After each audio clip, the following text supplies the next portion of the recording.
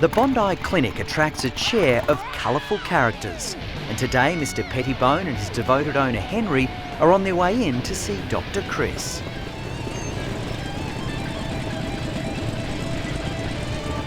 Henry and his West Highland White Terrier are inseparable. Henry on his Harley happy to play chauffeur, and Mr Pettibone riding pillion backpack style. You right? Come on. Dogs riding around on motorbikes isn't new. You look in the country and plenty of Kelpies do it. But in the city, as a West Highland White Terrier, facing backwards in a backpack, that's never been done before. Neil, how are you? Yeah, good, thank you. Nice to see you. Good to see you again. Yeah, where's Mr Pettibone? He's here waiting for you. Back sack. Usual happy self. Hello, little fella. So happy there. All right. I need to see Chris. All right, I'll let that him ear know of his is back in trouble. All right. Great. All right, just take a seat and I'll let him know that you're here. Want him on the scars? Yeah, we'll pop him on. Great, thanks. I don't have a car, and I was shopping for some pet food for him when he was a puppy, and I saw the harness and I thought, I wonder if I could put him in that and get him on the bike. And I checked out the laws, and then the first ride out I had a friend with me who's a keen animal lover, and he rode behind, and I said, I want you to be dead honest about how he responds to it all. And he rode behind and he said, it looks like he just dug up a bone, and which made me really happy. Want to hop on the scales? Hop up, sit, sit. Good boy. Ooh, put a bit of weight on. 10-6, Neil. Okay, thank you. He appears a little bit nervous, which is funny because, you know, we come along here at a fair clip sometimes, and not within the speed limit, of course, but, you know, he gets around on the back of a large motorbike quite comfortably, but coming to the vet, he just is a little bit too, I don't know about this. BB, kiss. Give me a kiss. Mr. Pettibone, give me a kiss. Oh, you're kidding. Wait. Mr Pettibone suddenly isn't in the mood for kisses. He knows something is up. How are you, Henry? Chris. Hey, good to see you. Good to see you again. That's the way. Mr. Pettibone's back to see you. He's on 4 legs instead of 2 wheels. He's left them out the front. You want to say hello to Chris? Yes. Hey, buddy. Go on through. Come in with him. Go on. Good boy.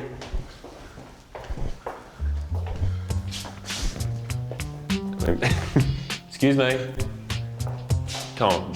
We can't offer you motorised transport now. You're gonna have to do it all by yourself. Yeah. Mr. Pettibone. You're gonna have to come with us now. Go on. Even though this biker dog isn't wearing the leather jacket or the patches or doesn't have the tats, he's still showing every bit of attitude we'd expect. He does want to see the vet. Maybe one day we'll go riding together. Yeah, come on. It is a postie bike. Maybe that was the hesitation. Fair enough. Come on, let's go. Good boy. How's he been? All right, apart from that ear. Yeah. I've just been on holidays, come back, and it was a problem again. So I thought I'd better bring him in and let you have a look at it. Yeah, sure. And there's also, just below your hand, is he seems to have developed a lump, which I'd like to know about. Okay.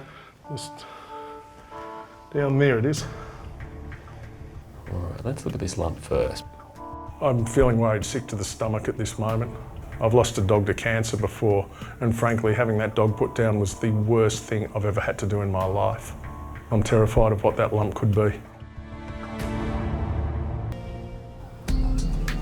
Come on, Theo, where are you, mate? At the Australian Reptile Park, Tim and Operations Manager Mike are searching for the elusive Theo. Where are you, boy? Where are you? The koala has escaped from his enclosure and has now been missing for more than 2 hours. Mike to Tim. Go ahead. I've got Theo. Ah, you little ripper. Good on you, mate. The good news, Mike's found Theo.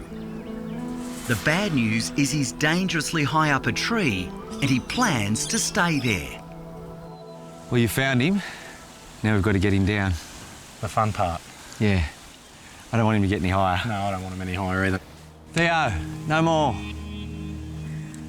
The plan now is just to scale the tree, try and get myself up high enough that I can then use the pole. And the pole's got a plastic bag on the end that makes a bit of noise. Now you put that above the koala's head and hopefully it makes the koala come down. I'm coming up, Theo. That's it, mate. Come on. Oh, he's going up. As soon as Tim begins scaling the tree, Theo's on the run. He's going up. The higher Theo gets, the more risky the rescue operation becomes. Come on, pal. He's going even further, lovely. I don't want to have to go to the top of that tree because it starts blowing in the wind then and it gets a bit scary. If he goes up too high, I can't follow. I have to pull back for my safety and for Theo's. If the branch gets too thin, it could bend and snap and he's going to come crashing down. No higher, Theo. Hello, my baby. Misty. Hi, baby. At the Bondi Referral Hospital sash, Faith and little Hugo have brought in a tiny 5-week-old kitten. She wasn't eating, so I've been syringe feeding her for about 2 weeks, but I've noticed her breathing has got really heavy. I don't know what's wrong with her. She might have pneumonia or something, but I do anything to save her. Hello, I'm Lisa. How are you? Hi, how are you? Good. I'm Faith. This is Hugo. Hello, who's here? Misty? Misty Blue. Okay, bring her through. Ziggy. I don't know, there's just something special about her. And I just think she was brought to me for a reason. Also, I just hope nothing too bad is wrong. So what happened? Well, I got her from the pound Yep. 2 weeks ago. I saved her from death row, and her mum was put to sleep because she had the cat flu. So we had 2 really good days of her eating, but then I just noticed her breathing last night, and I thought, well, it's getting worse. And then I thought I'd bring her in because it was quite shallow. Well, let's pop her up on the table.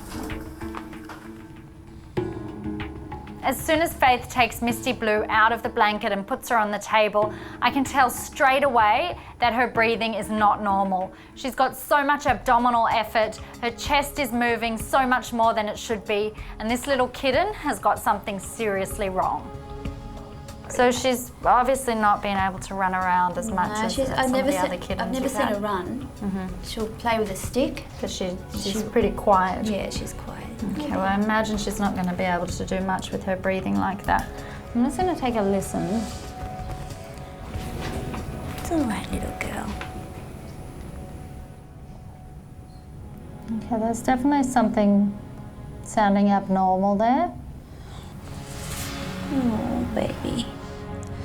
Hello there. How you going? Hi, I'm It's Rosalie, good. isn't it? Yes, that's right. Yeah, good to see you. It's been a while since I've seen Zig. It is. He's several kilos heavier than last time. I actually lift him up. Well, what is he? Now, keep in mind that's not all cats. Some of that's case. 2 kilos is case. The other 12.8 is cat. Come on through. He's large boned. Sure. It's rare that when you go to pick up a cat box, you can't even lift it. Look at this. He might be a little overweight. The whole thing's breaking. It's a dog case. It's even more rare when the cat box breaks before it even makes it into the console. I think you'll find he'll be reluctant to come out. Oh no. No? Come on, let's see. Okay, darling. It's all right, darling. It's all right, sweetie. He comes out of the box and all of a sudden there's bits of Ziggy hanging over one side of the bench and bits of Ziggy hanging over the other. Has his weight gain been gradual or has he suddenly put it on in the last... No, it's been gradual. It's been gradual. But he's always been a big boy? Oh, yes, yes. I mean, look at the size of the paws. Yeah. Rosalie's insisting that Ziggy is just big boned. I'll wear that, provided the fact we can accept that he's also big thighed, big shouldered, and carries around big amounts of padding. Because what I'm trying to work out here is how much of his problems are to do with just him being him, whether he's just a big cat, or how much has to do with the fact he may just be simply eating too much. We're not going to be able to get on top of his issues unless we see all those issues and actually tick them off one by one. Over the years, I've seen Chrissy for a number of problems, all to do with her pets. Here we go. Close the barn door. Now it appears the chickens are next up. I've got no idea what to expect with these chickens. What is the crisis? The crisis, Chris. I have the crisis in here. This is chook number 4.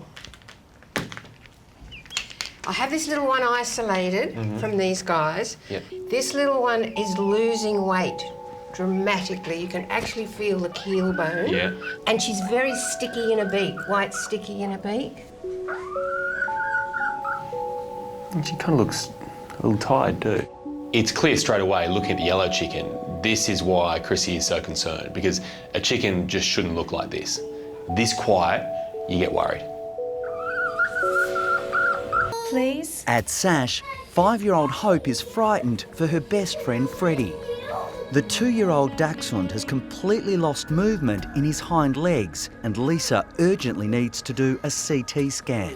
I don't want you to go. Sweetheart, you're going to be a bit of a wreck, is you? Sweetheart. Hey, what are you worried about? I don't want him to stay here. Sweetie, do you want to make him a drawing and we can hang it in the cage for him, a special note from you? Would you like to do that? I'm looking at little Hope and she loves Frederick. He is her best friend and her world has just come falling down now that her buddy can't use his legs. She's so worried that he will never walk again. The moment Tim tells me he's seen a lump on the jaw of this kangaroo, my heart sinks. Because so often that means one thing, lumpy jaw. Is it big at the moment? No, so maybe 3 weeks ago we noticed something that was the size of a marble. Yep. And in the last few days or week, it has got a little bit bigger. It's still small, but the chin's normally flat and we've got a definite lump there. So that's been the giveaways and enough for us to react. Yeah. Lumpy jaw is a disease that's really common in kangaroos. It's caused by a bacteria they pick up off the ground and it causes a nasty infection in the bone of the jaw. From there it grows and it can be incredibly hard to treat. Hi, I'm Dr. Danny Dusek from Bondi Vet. If you love our show and want to see more, plus some amazing content about pets and how to care for them, hit the subscribe button. Click that little notification bell and we'll see you on our next video.